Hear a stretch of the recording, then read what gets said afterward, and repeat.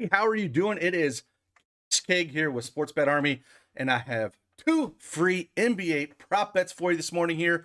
But before that, let's dive in and check out this prop tool real quick that we have at SportsBetArmy and just show you what it's all about.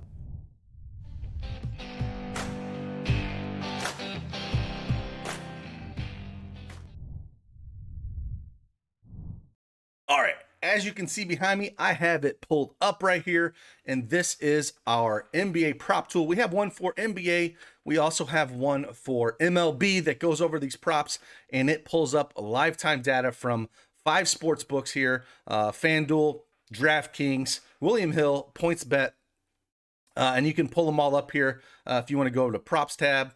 The points tab, you can see it breaks them out this way as well. DraftKings, FanDuel, PointsBet, William Hill, and BetMGM. And if you don't have any accounts at these, you can just easily hit this and click on this, and it will take you to sign up and get your sign up bonus for each of them. But as you can see, we got points, rebounds, assists, 3-pointers for NBA. This main page right here will break it down into top props, points, rebounds, assists, and then by book. So if we're looking at FanDuel here real quick, just go over these things. It'll just basically tell you the over or under.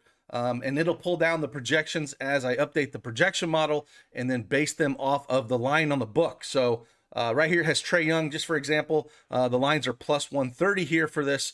The book has it at 3.5 rebounds. Our projections at 4.94 gives us a 41% difference and a 67% edge because it does. The edge percentage does take in the line value as well. So it'll take you and tell you kind of what is the best bet here based off the projections and also off that line. So it's a real easy tool to use if you want to jump in here and use it and you don't have a lot of time. It's a fantastic piece to come in here. And again, we're going to only continue to grow on this. Again, we have it up for NBA and MLB. And I'm currently working on it for NFL, and I hope to have it done for college football as well. And we're just going to continue to keep this thing to grow to give you guys an easy thing to get props if you don't have a lot of time. And you can get access all to this stuff if you head to the link below and sign up.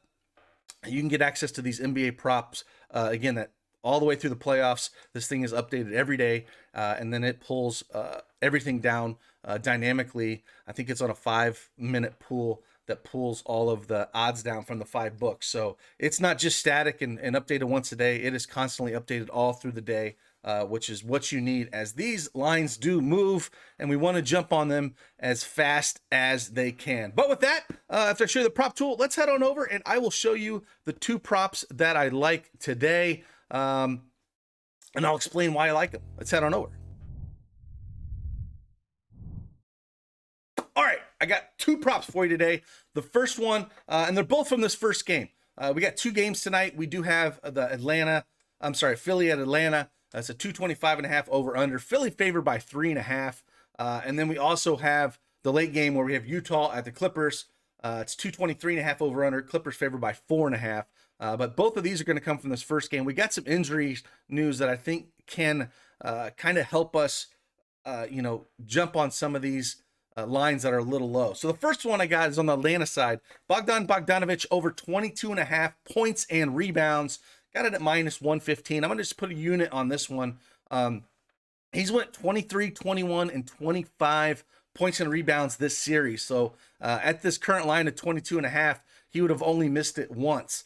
He shot 13, 16, 17 shot attempts in those. He's playing basically 40 minutes a game. There's no Hunter out there. There's no Reddish. So he's playing a ton of minutes here.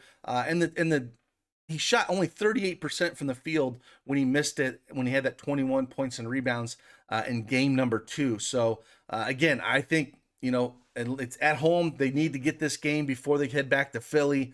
We really need this. So I think Bogdanovic is going to continue to push and shoot. So I think this 22.5 is low. Out of the 2, this is probably my favorite one. Bogdanovic over 22.5 points and rebounds. We're going to come down here on the other side and talk about Philly. Now, Philly, we have no Danny Green here. Danny Green got hurt in game 3 with about 8 minutes left in the first quarter.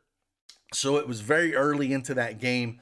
And again, Doc Rivers can do a lot of things. But I'm going to go with Furkan Korkmaz over 10.5 points. Got it at minus 118. I'm only going to put a half unit on this just because Doc Rivers is known to do a lot of things. Now, Furkan, it was actually Matisse Thybulle who came in for Danny Green, but he only played those 16 minutes in game 3. Matisse Thybulle is more of a defensive player, so I don't think that he can throw him out there. Danny Green is a sharpshooter. He's a three-point shooter. They need that scoring, so I don't think he's going to do that. We don't know the starting lineup this early in the morning. It's only about 8:30 on the East Coast here, so I think they're going to put Furkan out there. When we looked at small sample size this season, but when Furkan's actually coming for Danny Green, they got 123.5 points per 100 possessions and only allowed 90.3. So it's a massive difference. Again, small sample size, but even as bad as Furkan looked in game 2, he looked great in game 3. Came out and scored 14 points in game 3 and played 27 minutes. Now I said Thybulle came in for Danny Green with that injury, but only played 16 minutes. So I do think that he's going to need his scoring. I think Thybulle's going to come in. They can pull in Maxey or Milton and those guys as well. But I think it's going to be one of Thybulle or Korkmaz that's going to start. And if Korkmaz starts, I love this line. I'd have no problem going a unit on it. But since we don't really know the starting lineup, I think he's going to start Korkmaz. If he does start Thybulle for the defense, again, Thybulle's not a real offensive player. He's out there mainly for defense. I still think we're going to see plenty of minutes out of Korkmaz. I think we're going to see 25, 26 minutes out of him. I think we'll see 20 to 22 minutes out of Thybulle. So I think they're both going to play. 10.5 just seems a little low. Again, they're going to need his scoring. If Curry's struggling a little bit, we already know that Ben Simmons can't shoot outside of the paint. So it's not like they can lean on him at all. So that's why I just kind of feel that, Korkmaz is going to have to go out there and shoot the ball. We know Milton and Maxey can do it. But one thing about Korkmaz is just his size, and they're going to need that against Atlanta. I don't think they'll have that enough playing Milton or Maxey out there. But again, it is Doc Rivers. He can do a little bit of everything. But I'm still going to go Furkan Korkmaz over 10.5 points. If you want to know any of my other NBA prop bets, I have a few more that I'm going to research today and drop over for our VIPs at SportsBetArmy. You can head on over there. Check on the link below. Again, if you watched last night, that Jokic thing, tell me what you think in the comments. I don't think he deserved to be ejected. Kind of hurt the props as well. I had the over on the points, rebounds, assists at 49.5. So it hurts to lose when a guy gets ejected like that, but the Suns look really good. But again, in the comments, leave. Did you think Jokic should have been ejected last night when he came down and hit Payne when he's going for the ball? Stupid foul, but I don't think he should have been ejected in a game like that, an elimination game. But with that, again, this is Cash Cake with SportsBetArmy. I will see you on the flip side. Deuces.